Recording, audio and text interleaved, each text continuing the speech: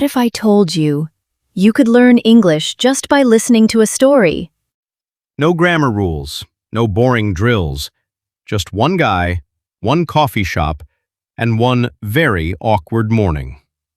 Stay till the end. There's a listening challenge, and most learners get it wrong the first time. Hello, everyone. Welcome back to English Easy Lovers channel. I'm Sophie, And I'm Ryan. and today we're trying something new. Instead of a lesson, we're telling you a story. Before we begin, don't forget to subscribe to English Easy Lovers and turn on notifications. New episodes drop every week. All right, let's set the scene. Picture this. It's Saturday morning. The sun is just coming up. A guy named Ethan is walking down a quiet street, hands in his pockets, heading somewhere important. As you listen, try to picture the story in your mind. Don't translate word by word. Just follow the feeling of it. We'll pause a few times to highlight useful words. Ready?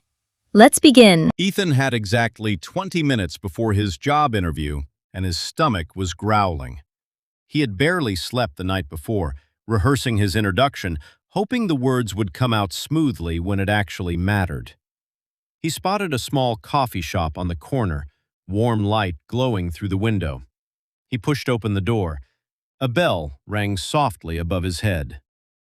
Morning. Take your time looking at the menu. Thanks. Actually, I'm in a bit of a rush. Could you recommend something quick? Sure, our flat white is popular, and it's ready in under 2 minutes.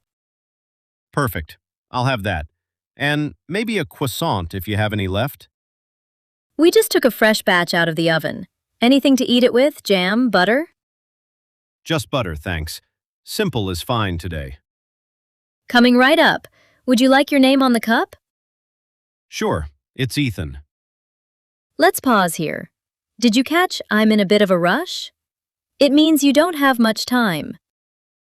Also notice, Ethan didn't say, I want a flat white. He said, I'll have that. Native speakers rarely say, I want when ordering.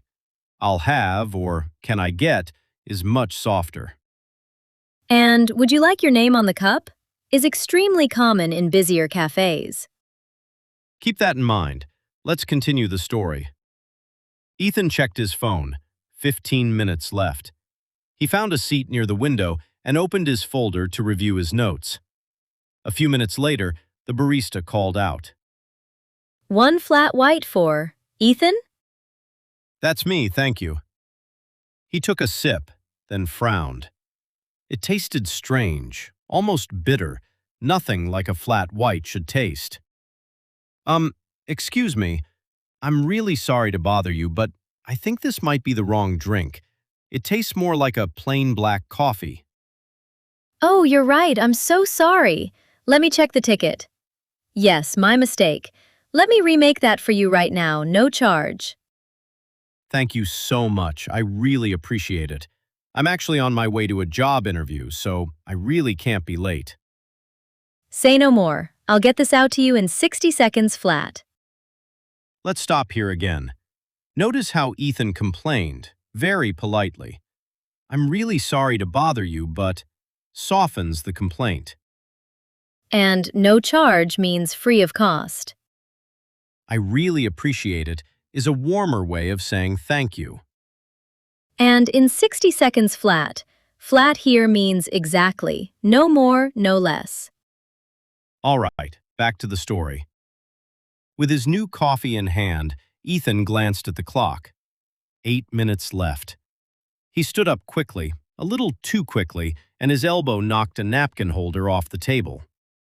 Oh no, sorry about that. No worries, don't stress about it. Here, I've got these. Good luck with wherever you're rushing off to. Thanks. Actually, a job interview. Wish me luck. Say no more. You've got this. Go get 'em. I still remember my first interview. I was a nervous wreck, too. You'll do just fine. That means a lot, thank you. Ethan smiled, grabbed his coffee, and hurried to the door. The cool morning air hit his face, and for a second, his nerves quieted down. Beautiful exchange there. You've got this. and "go get 'em" are encouraging phrases used before something important. And "don't stress about it" is a relaxed way of saying "don't worry." Also notice a nervous wreck. It means extremely nervous. Ethan arrived at the office building with 2 minutes to spare.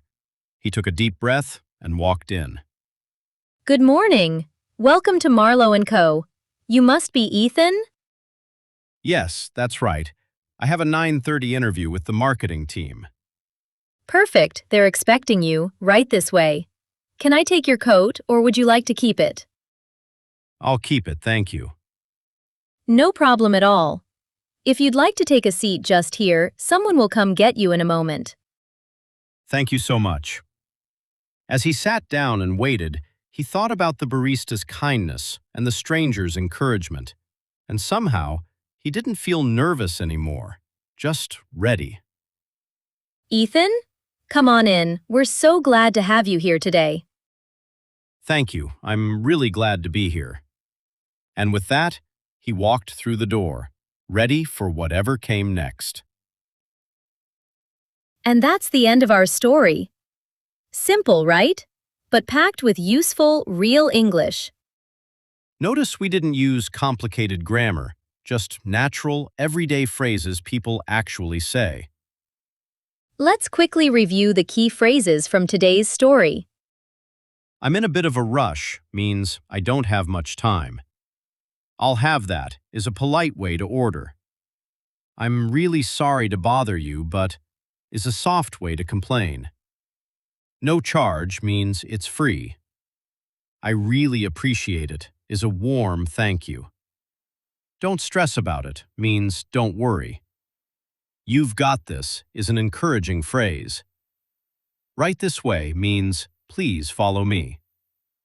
Say each phrase out loud, twice. This builds muscle memory for real conversations. And 2 bonus phrases. A nervous wreck means extremely anxious, and they're expecting you means someone is waiting for your arrival. Try using one of today's phrases in a sentence about your own life. Pause the video and try it now.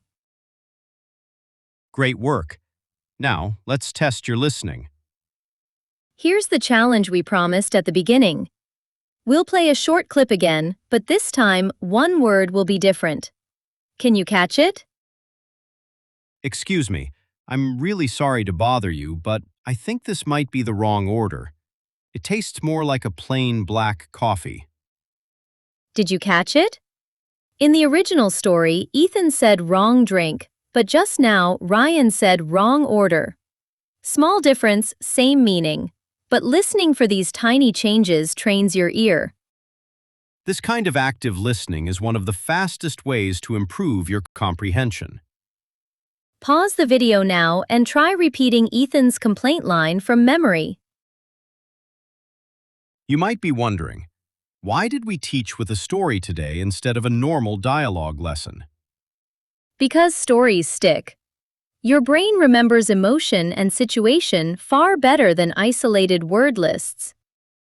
That connection is what makes language stay in your memory long term. So next time you're learning new words, try connecting them to a small story of your own. And here's a tip.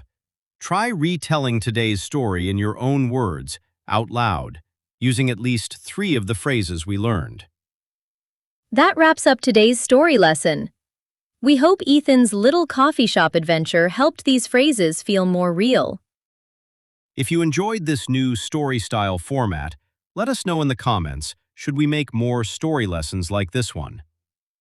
And if you haven't already, subscribe to English Easy Lovers so you never miss a new episode. Thank you so much for learning with us today. See you in the next video. Bye for now and keep practicing.